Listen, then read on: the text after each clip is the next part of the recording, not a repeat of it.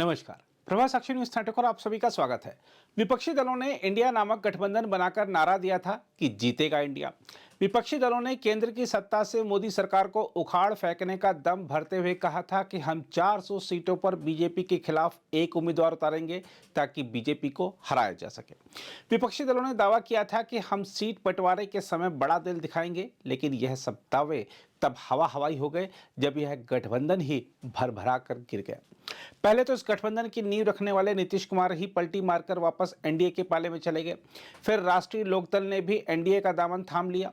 तृणमूल कांग्रेस और आम आदमी पार्टी ने भी इस गठबंधन से किनारा कर लिया। आम आदमी पार्टी ने तो अपने उम्मीदवार भी घोषित करने शुरू कर दिए। अब जम्मू कश्मीर की प्रमुख पार्टी नेशनल कॉन्फ्रेंस ने भी ऐलान कर दिया है कि उनकी पार्टी लोकसभा और विधानसभा चुनाव बिना किसी गठबंधन के अपने बलबूते लड़ेगी। हम आपको बता दें कि विपक्ष ने मोदी सरकार के खिलाफ एकजुट होने के जितने प्रयास किए उतना ही वह बिखरता चला गया।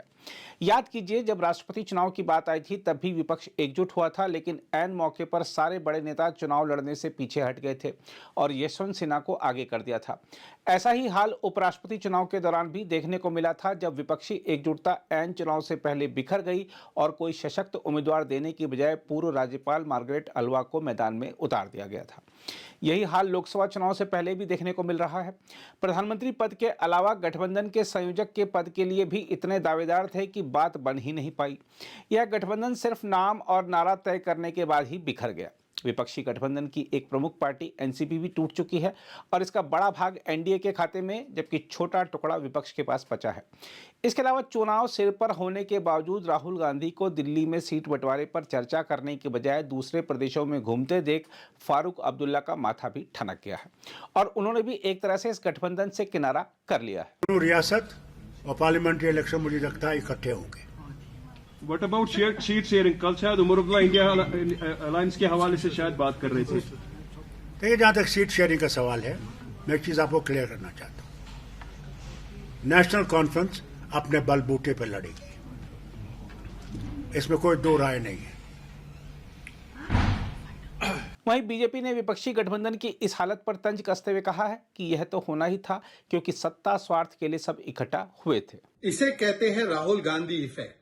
राहुल गांधी की न्याय यात्रा नहीं, बाय बाय यात्रा बन चुकी है, क्योंकि आज और अभी एक खबर आई है कि फारूक अब्दुल्ला साहब ने, नेशनल कॉन्फ्रेंस ने ऐलान किया है कि वो भी बाहर चले जाएंगे इंडी अलायंस के और वो अकेले ही लड़ेंगे चुनाव, अपने बलबूते पर लड़ेंगे चुनाव। मतलब सोचिए, जब से राहुल जी की न्याय यात्रा शुरू हुई है उससे पहले मायावती जी ने बाय बाय बोल दिया, फिर मिलिंद जी ने बाय बाय बोल दिया, ममता बनर्जी ने बंगाल से बाय बाय बोल दिया, पंजाब में आम आदमी पार्टी ने बाय बाय बोल दिया।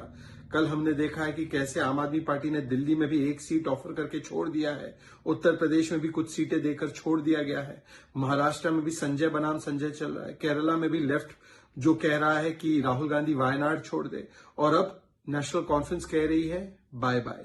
बिहार में तो बाय बाय बोल ही दिया गया था, उत्तर प्रदेश में भी बाय बाय बोल दिया गया था।